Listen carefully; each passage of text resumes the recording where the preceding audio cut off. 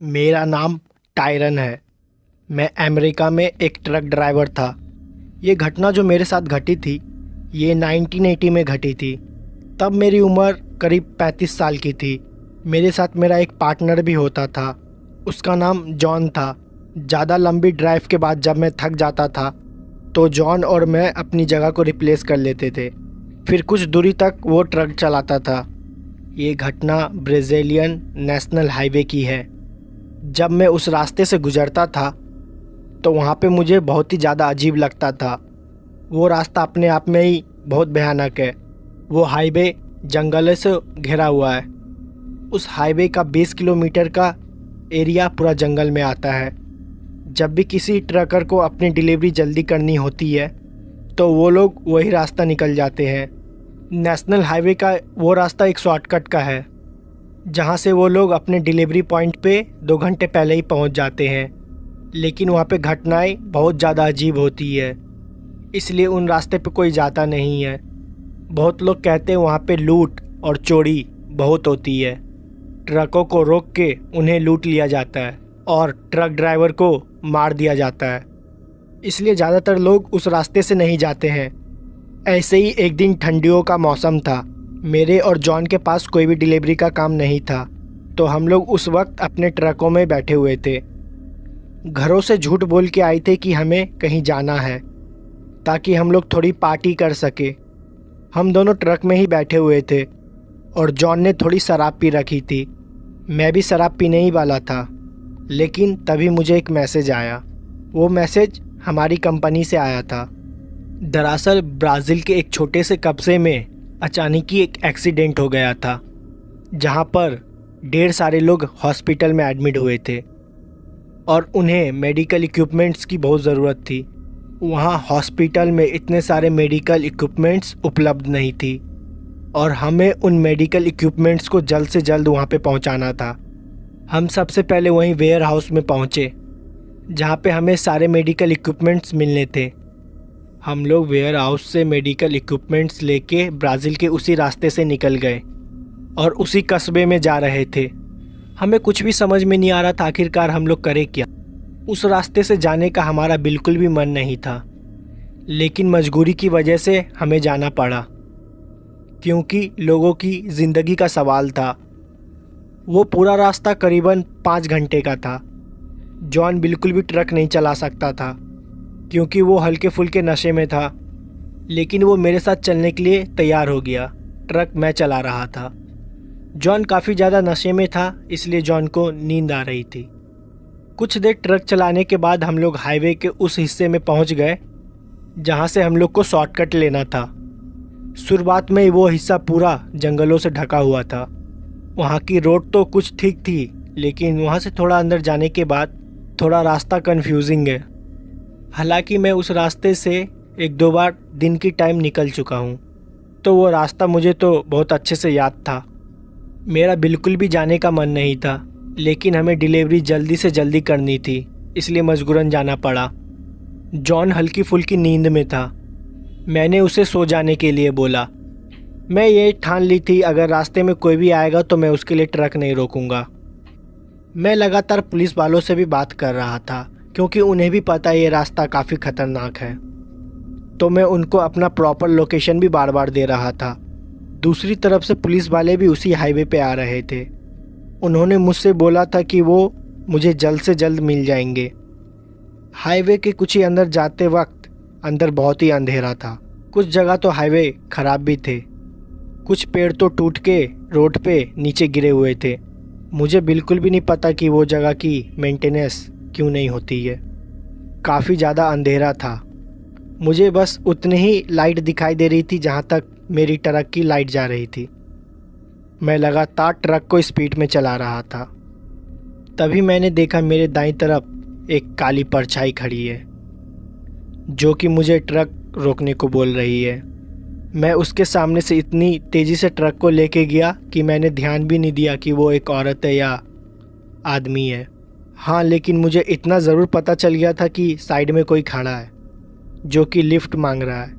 मैं उसको जल्दी की वजह से देख नहीं पाया। मैंने उसे बाद में बैक मिरर में देखने की कोशिश की, वो मुझे नहीं दिखा।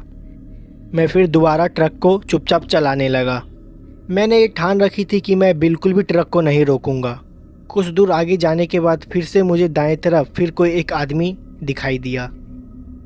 उसने कोई भी कपड़े नहीं पहने हुए थे। वो बिना पूरे कपड़ा का खड़ा था, जबकि वहाँ पे हल्की फुल्की ठंड थी और जंगल की एरिया में ठंड काफ़ी बढ़ जाती है।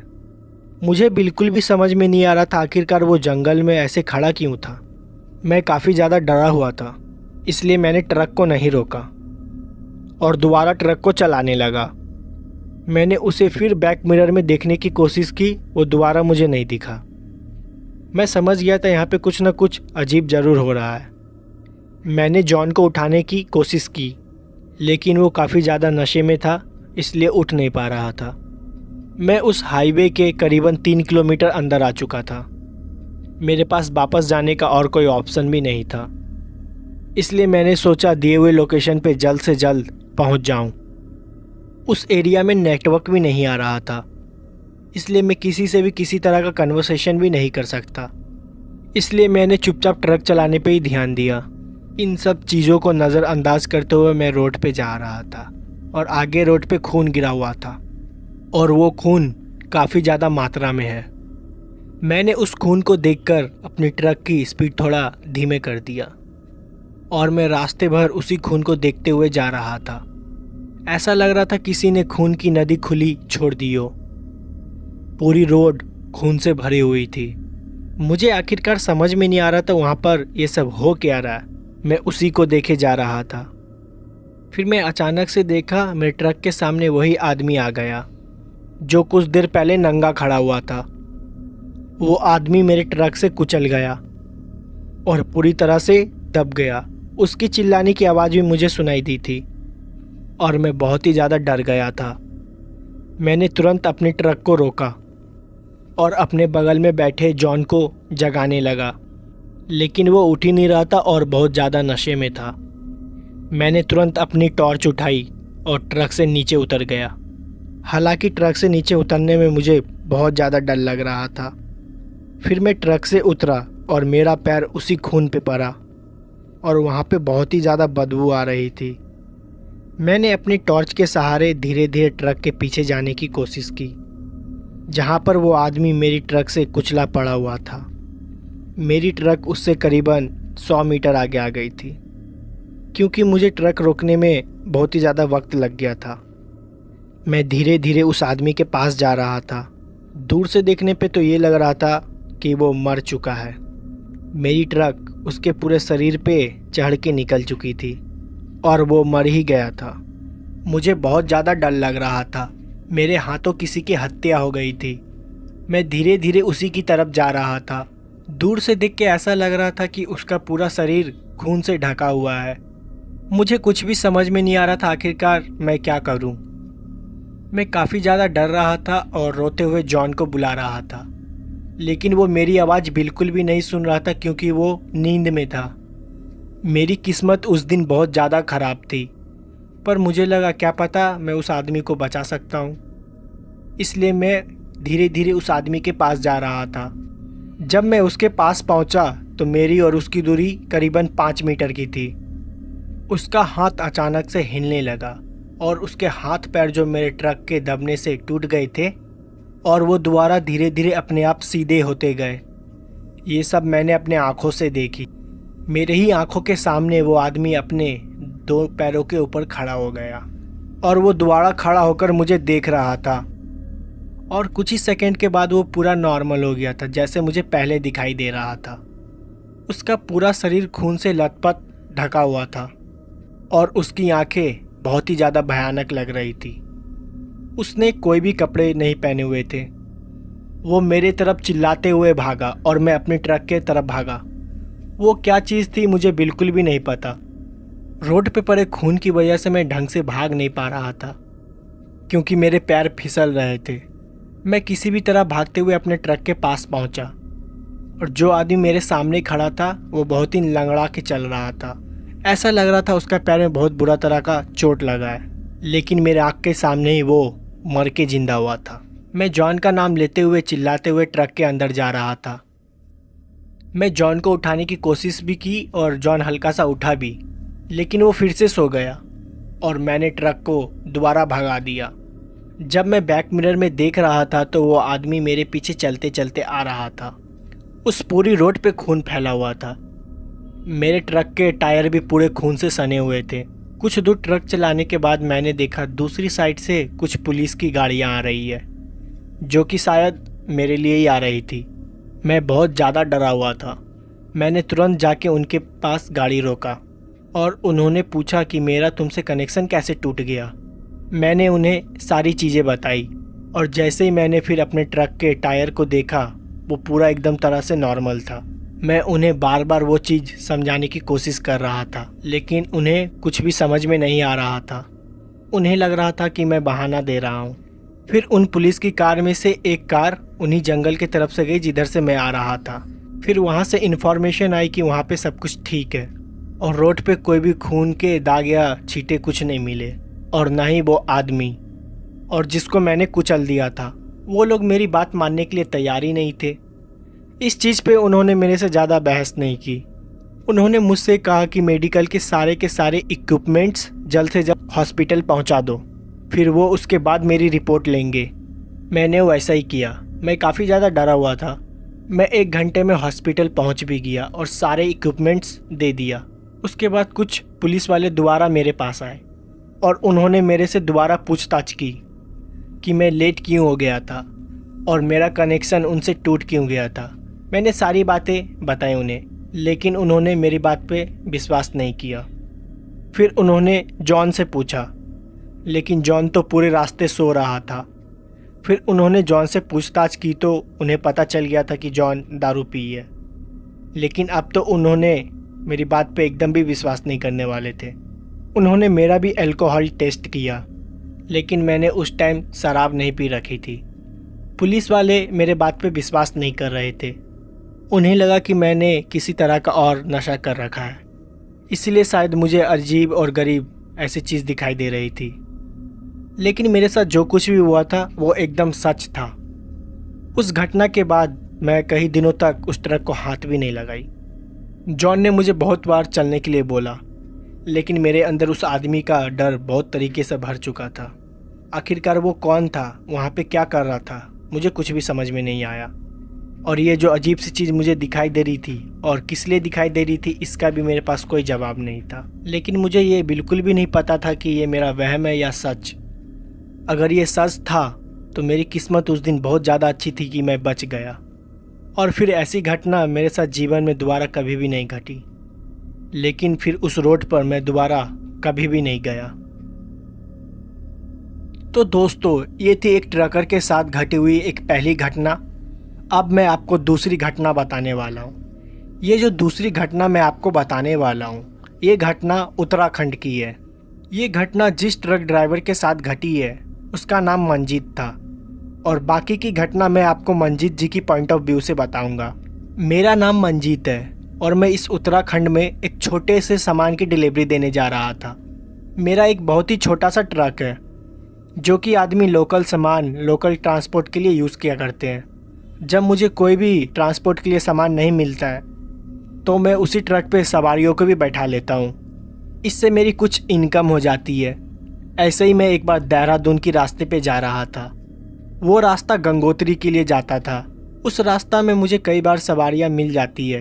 वैसे तो मैं छोटे मोटे सामान की ही डिलीवरी कर रहा था, पर बीच रास्ते में मुझे 2 औरतें मिली। उन्होंने मुझसे कहा कि मुझे उत्तरकाशी तक छोड़ दूँ। उन दोनों औरतों ने बुर्का पहना हुआ था। रात काफ़ी ज़्यादा हो गई थी। उत्तरकाशी गंगोत्री के ही रास्ते में पड़ता है, और जहाँ पे मुझे ये दोनों औरतें मिली थी और वहाँ से उत्तरकाशी करीबन 50 किलोमीटर की दूरी पे था। मैंने उनसे कहा कि मैं उन्हें छोड़ दूँगा।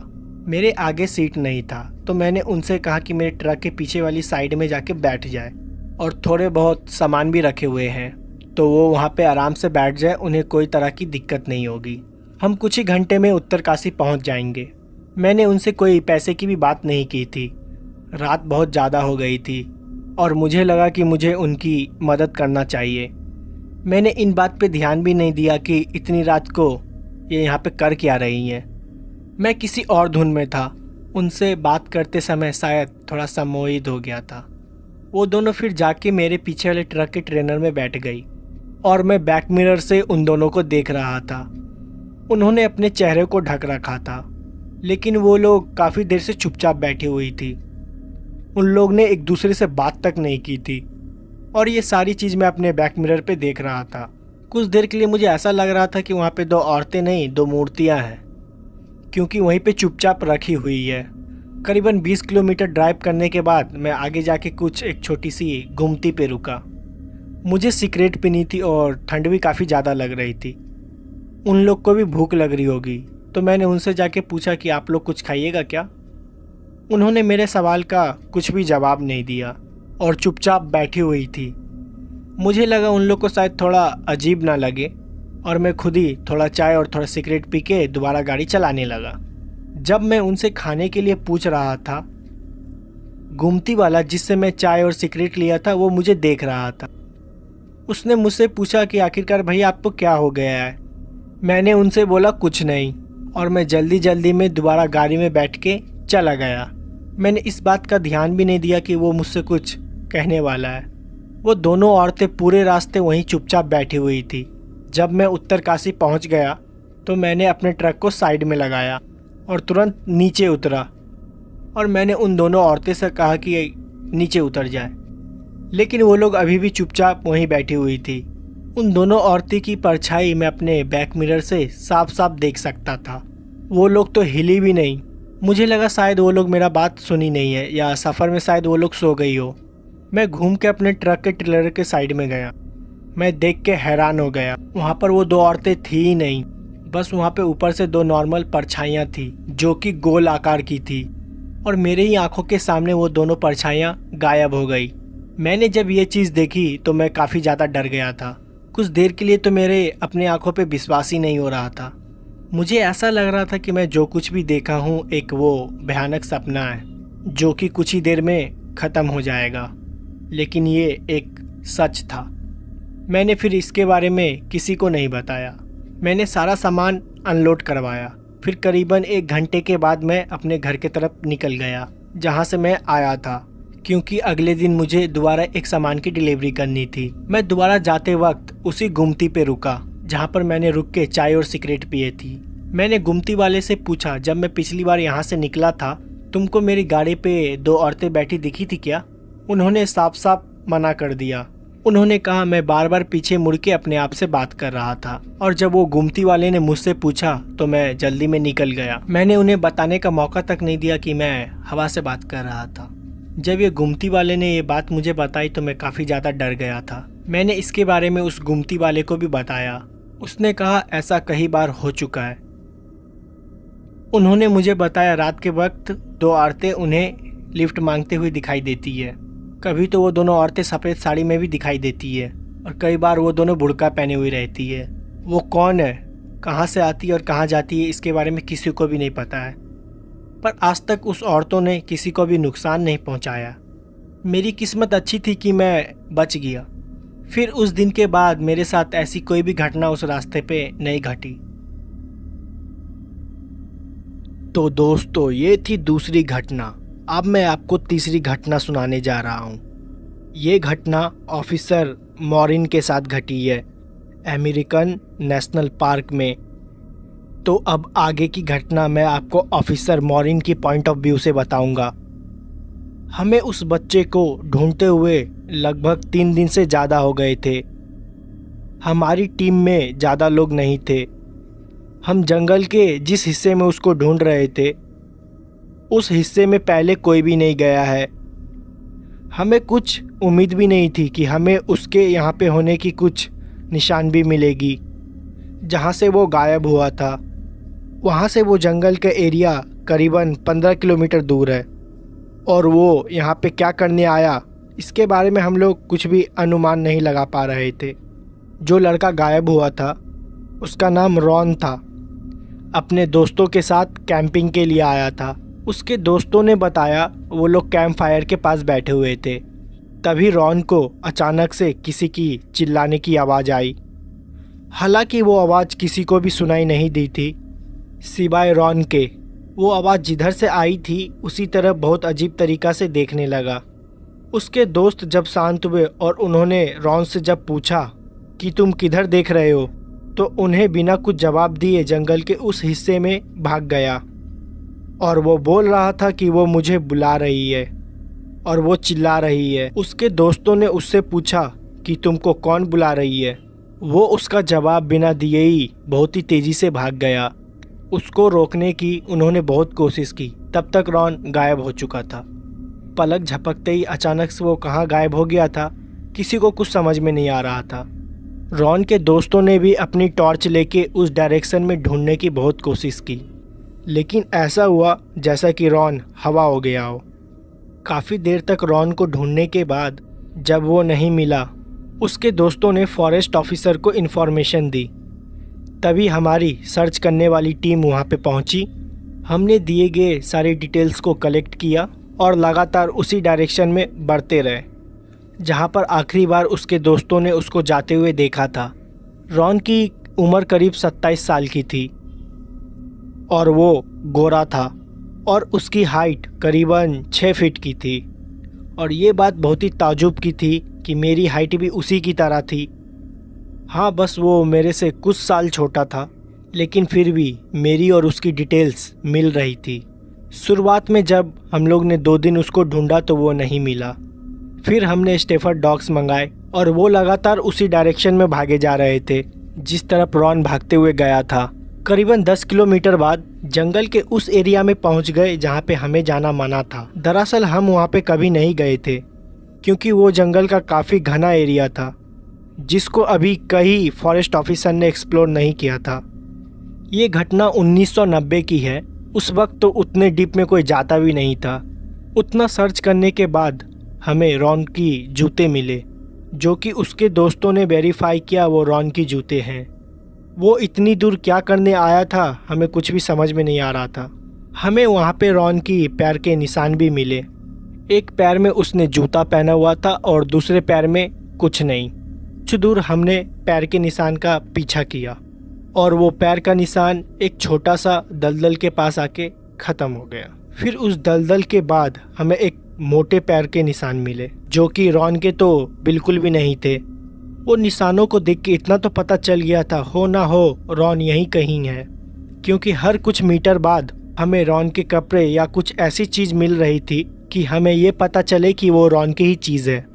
जिस वक्त हम जंगल के एरिया में खड़े थे उस टाइम हमारी टीम में कुल 4 लोग थे और हम लोग के पास एक स्निफर डॉग भी था और हमारे पास हमारी एक गन थी और एक टॉर्च। हमने प्लान बनाया कि हम चारों लोग अलग अलग डायरेक्शन में जाएंगे क्योंकि जहाँ पर रॉन के फुटप्रिंट्स ख़त्म हो गए थे कि वहाँ से हमें कुछ भी पता नहीं था कि हम लोग किधर जाएं।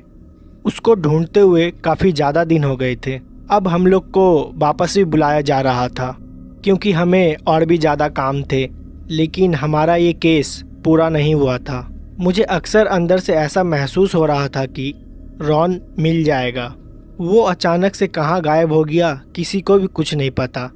मेरे साथ जो कुत्ता था उसका नाम ब्रूनो था। मैं और ब्रूनो उसी डायरेक्शन में जा रहे थे जहाँ से हमें बड़े पैरों का निशान मिला था। ब्रूनो आगे बढ़ता जा रहा था और मैं उसी के पीछे था। कुछ दूर जाने के बाद ब्रूनो अचानक से खड़ा हो गया और शांत हो गया। उसने कोई भी रिएक्शन नहीं दिया, बस एक बड़े से झाड़ के पीछे देख रहा था और उसी झाड़ की तरफ देख के भौंक रहा था। मैं उसे आगे जाने के लिए बोल रहा था पर वो वहाँ से आगे जा ही नहीं रहा था।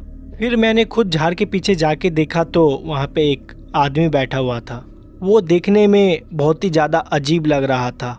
वो अपने कमर के ऊपर कुछ भी नहीं पहना हुआ था और वो खाली काले रंग की पैंट पहनी हुई थी। उसकी पीठ पूरी काली थी। ऐसा लग रहा था कि उसके पूरे पीठ में किसी ने काली मट्टी लगा दी हो। वो मट्टी में कुछ खोज रहा था और बहुत ही ज़्यादा डरा हुआ था। उसके तेज तेज सांस लेने की आवाज़ भी मुझे सुनाई दे रही थी। मैंने उसको बुलाने की कोशिश की। मैंने उसको जैसे ही बुलाया वो मट्टी में खोदना बंद कर दिया और आगे की तरफ देखने लगा। वो अपने शरीर में हल्का सा भी मूवमेंट नहीं किया था। उससे मैं करीबन 5 मीटर की दूरी पे खड़ा था। उसने कोई भी हरकत नहीं की। वो बहुत ज़्यादा डरा हुआ था।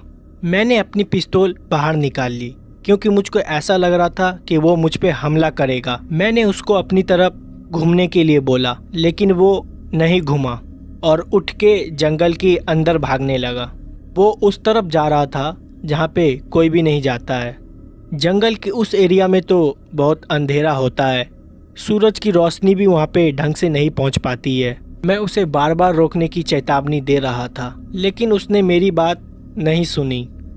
जब मैं आगे की तरफ भागा तो मेरे साथ मेरा कुत्ता भी भागा और हम दोनों उसे पकड़ने की कोशिश कर रहे थे। आखिर वो जंगल में क्या कर रहा था हमें कुछ भी नहीं पता था। थोड़ी देर बाद मैंने सोचा मैं उसे गोली मार के रोकने की कोशिश करूं, क्योंकि अब मुझे वो बहुत ज़्यादा खतरनाक लग रहा था। मैं उसे गोली नहीं मार सकता था। मेरे दिमाग में शायद ये चल रहा था कि उसे मेरी मदद की ज़रूरत हो और शायद मुझसे वो बहुत ज़्यादा डर गया हो। मैंने हवा में एक फायर किया और मेरी गोली चलाते ही वो उसी वक्त रुक गया।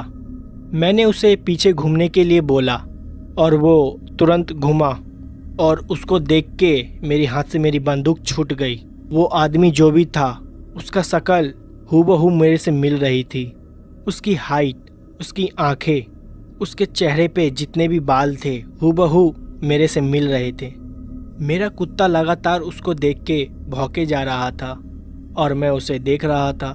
कुछ देर के लिए मेरे हाथ पैर एकदम जम गए थे, लेकिन वो मुझे देखने में बहुत ही ज़्यादा डरावना लग रहा था। ऐसा लग रहा था कि वो मुझे मार डालेगा। मुझे कुछ भी नहीं समझ में आ रहा था कि मैं क्या करूं। वो मेरी तरफ कुछ देर के लिए मुझे घूर के देखने लगा और फिर मुझे कुछ भी याद नहीं। मैं बेहोश हो गया था। मैं जब बेहोश हो रहा था तो मैंने आखिरी बार उस आदमी को देखा था। वो काफ़ी धुंधला दिखाई दे रहा था, क्योंकि मेरी आंखें ढंग से खुल भी नहीं रही थी। मुझे सिर्फ बस इतना दिखाई दे रहा था कि वो मेरे पास आ रहा है और मेरे कानों में मेरे कुत्ते की भौंकने की आवाज़ सिर्फ आ रही थी। उसके बाद मुझे कुछ भी याद नहीं। और जब मेरी आंखें खुली तो मैं अपने बेस के रेस्टिंग रूम में सोया हुआ था। मुझे कुछ भी समझ में नहीं आया कि मेरे साथ क्या हुआ और वहाँ पे मैं कैसे पहुँचा। जब मैंने अपने गलीग से पूछा तो उसने मुझे बताया कि उस बच्चों को ढूंढते हुए मैं जंगल में चला गया था, लेकिन बहुत ज़्यादा अंदर चला गया था। जब मेरी कोई खबर उन्हें नहीं मिली तो वो लोग मुझे भी ढूंढने के लिए आए और मैं उनको चलते हुए मिल रहा था। मैं धीरे धीरे जंगल के बाहर चलता हुआ आ रहा था, कहीं खोया हुआ था। उन्होंने मुझसे बात करने की बहुत कोशिश की, लेकिन उनका जवाब मैंने कुछ भी नहीं दिया। फिर मैं उन लोग के सामने ही बेहोश हो गया और सच बताऊं तो मुझे ये सब कुछ भी याद नहीं है। मेरे साथ क्या हुआ और मैं अपने आप जंगल के बाहर चलते हुए कैसे पहुंचा, इसका मुझे कोई भी आइडिया नहीं था। मेरे साथ जो मेरा कुत्ता था वो भी मेरे साथ चल रहा था और ताजुब की बात तो ये है मेरे कुत्ते को भी इस सब चीज़ के बारे में कुछ भी भनक नहीं लगी। मैंने बहुत कोशिश की कि मेरा डॉगी मुझे किसी तरह का सिग्नल दे और बताने की कोशिश करे कि मुझे क्या हुआ था, लेकिन उसको कुछ भी याद नहीं था। वो ऐसा बर्ताव कर रहा था कि ऐसा कुछ कभी हुआ ही नहीं। जंगल का वो हिस्सा कहाँ था अब दोबारा मुझे तो मिल ही नहीं रहा था। मैं अपने आप को कुछ भी समझा नहीं पा रहा था, क्योंकि मेरा दिमाग ढंग से काम नहीं कर रहा था। फिर इसके बारे में मैंने किसी से कुछ भी बात नहीं की और वो लड़का रॉन जिसको सब कोई ढूंढ रहे थे वो भी उन्हें एक पेड़ के नीचे बैठा हुआ मिला और वो भी एकदम शांत था। जब पुलिस वालों ने उनसे पूछा कि वो कहाँ भाग के गया था और वो इतने दिन से कहाँ गायब था, तो उसके पास इसका कोई भी जवाब नहीं था। उसने बोला उसे कुछ भी याद नहीं है, उसको बस लास्ट सीन इतना ही याद है कि वो अपने दोस्तों के साथ कैंप फायर के पास बैठा था। तभी उसको अचानक से कोई आवाज़ सुनाई दी और अपनी तरफ बुला रही थी और वो फिर उस आवाज़ के पीछे भागते हुए चला गया। हम लोग के साथ क्या हुआ, हम दोनों के पास इसका कोई भी जवाब नहीं था और ये मेरी ज़िंदगी का सबसे खतरनाक रेस्क्यू था। इसके बारे में मैं किसी को कुछ भी बता नहीं सकता था, वरना लोग मुझे पागल समझते और मेरी नौकरी में भी कुछ दिक्कत आ सकती थी, और इस राज को मैंने राजी रखा। मेरा नाम ब्रिजेश कुमार है और मैं बिहार के कटिहार ज़िला से हूँ और ये जो घटना मैं आपको बता रहा हूँ ये एकदम सत्य है। ये घटना मेरे साथ घटी है। आज भी जब मैं इस घटना को याद करता हूँ तो मुझे बहुत अजीब लगता है। तो चलिए शुरू करते हैं कहानी। ये घटना 2012 की है। उस टाइम मुझे डांस सीखने का और सिखाने का बहुत शौक था। मैं छोटे मोटे स्टंट भी किया करता था और इसके लिए मैं बच्चों को सिखाया भी करता था। इससे थोड़ी मेरी आमदनी भी हो जाती थी। वो सारे बच्चे मुझसे डांस सीखने आते थे, लेकिन मेरे पास डांस सिखाने के लिए कोई पर्याप्त जगह नहीं थी। मेरे घर से कुछ ही दूरी पे एक बाग था। बाग में आम के पेड़ और बांस की बड़ी बड़ी कोठियाँ भी थी। मेरे घर से करीबन 5-6 किलोमीटर दूर था। मैं सारे बच्चों को वहीं पे बुलाता था और हम सब वहीं पे मिलकर प्रैक्टिस भी किया करते थे। 2012 की मई या जून की बात है। मेरे घर वाले 2 दिन के लिए बाहर गए हुए थे। मैं रोज के रूटीन की तरह बच्चों को डांस सिखाने गया हुआ था। उसी बाग के कुछ ही दूरी पर मेरा एक दोस्त रहता है। उसका नाम ट्विंकल है। उसने मुझसे बोला कि आज रात तुम मेरे यहाँ पे खाना खाने आ जाओ। मैंने पहले उसे मना किया, लेकिन उसने मुझे बार बार बुलाया और हल्की फुल्की बारिश भी होने लगी थी। फिर मैं वहाँ से तुरंत ट्विंकल के घर चला गया। वहाँ पे फिर हम लोगों ने खाना बनाया और खाया। कुछ देर बाद हम लोग ने ड्रिंक भी कर ली थी, जो कि बहुत गलत चीज़ है। ड्रिंक करने के बाद नॉर्मली इंसान के सेंसेस और तेज काम करने लगते हैं और मैं काफ़ी ज़्यादा हाइपर भी हो गया था। मुझे पता नहीं मैंने अपने दोस्त को ये बात क्यों बोली। मैंने नशे में उससे बोला कि तू हमेशा भूतों की बात करता है, कहाँ है भूत। वो मुझसे इस चीज़ के बारे में बार बार मना कर रहा था, लेकिन मैं नशे में ज़बरदस्ती उसको उसके घर के बाहर लेके गया। पहले तो वो जाने के लिए तैयार नहीं था, लेकिन बाद में वो भी चलने के लिए तैयार हो गया। लेकिन फिर उसको हल्का सा डर लगा। उसने कहा हम लोग अपने और एक दोस्त को बुला लेते हैं। ट्विंकल ने अपने और एक दोस्त को बुला लिया।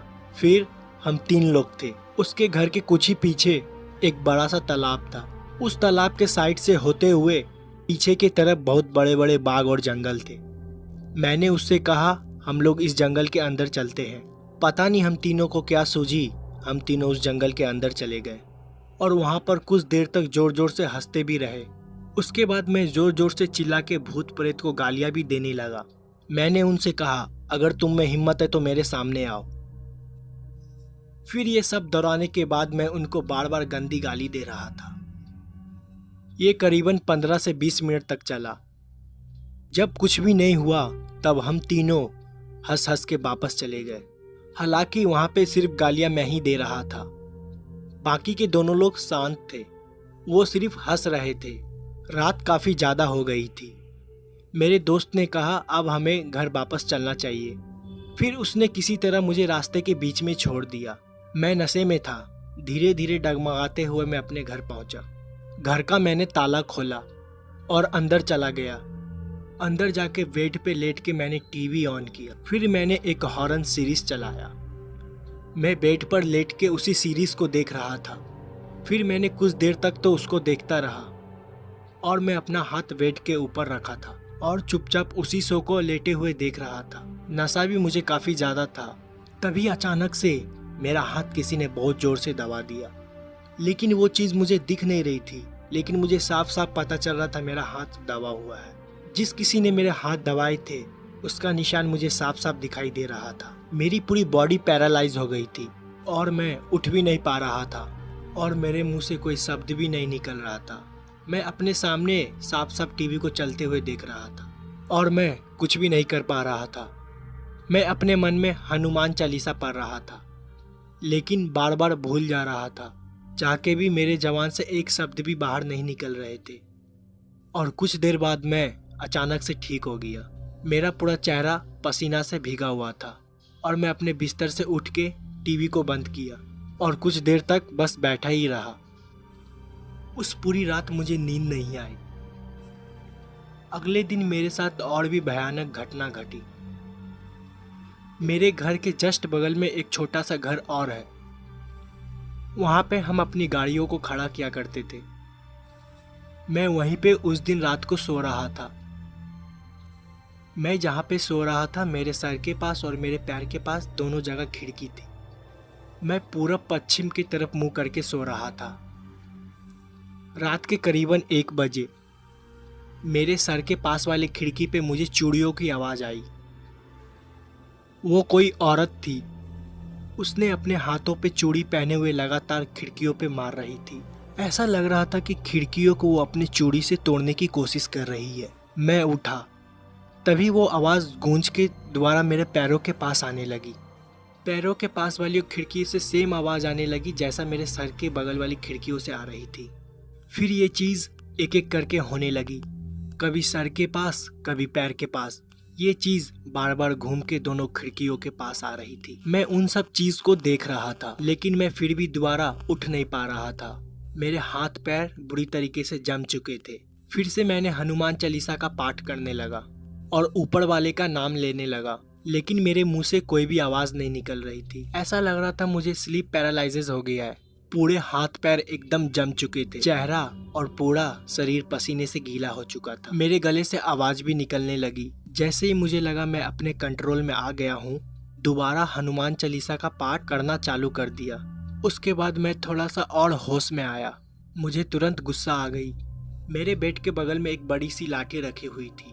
मैंने गुस्से में तुरंत उस लाठी को उठाया और दरवाजा खोल के बाहर की ओर जाने लगा कि ये जो कोई भी होगा आज मैं उसे मार डालूंगा। हालांकि ये सोच मेरी बहुत ही बचकानी थी, मैं क्या ही कर सकता था।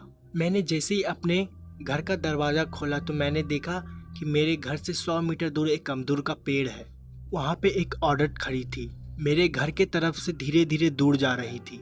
उसने अपने हाथों में लाल रंग की चूड़ियाँ पहनी थी और उसने लाल रंग के कपड़े भी पहने हुए थे। उसके पूरे बाल जमीन तक थे और जमीन को छू रहे थे। मैं उसे देख रहा था। देखने के बाद कुछ देर तक मेरे गले से आवाज तक नहीं निकली। कुछ देर बाद मैं थोड़ा नॉर्मल हो गया। मैं एकदम शांत था। मैं बिना एक शब्द भी कुछ बोले चुपचाप अपने घर वापस आ गया और बेड पे लेट के ऊपर वाले का नाम लेने लगा। मैं पूरी रात नहीं सोया। मन में अजीब अजीब ख्याल भी आ रहे थे। तब मुझे एहसास हुआ कि भूतों और प्रेतों को गाली नहीं देना चाहिए। अगले दिन जब मैं सुबह नॉर्मल हुआ और इन अजीब सी काली शक्तियों को कोई भी तरह का चैलेंज नहीं करना चाहिए, जो कि हमारे लिए भी बहुत ही ज़्यादा खराब होता है।